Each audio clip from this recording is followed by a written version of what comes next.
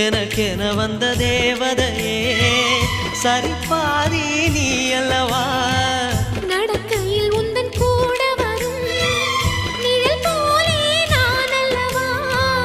கண்ணன் கொண்ட ராதையர ராமன் கொண்ட சீதையர மடி சேர்ந்த பூரதமே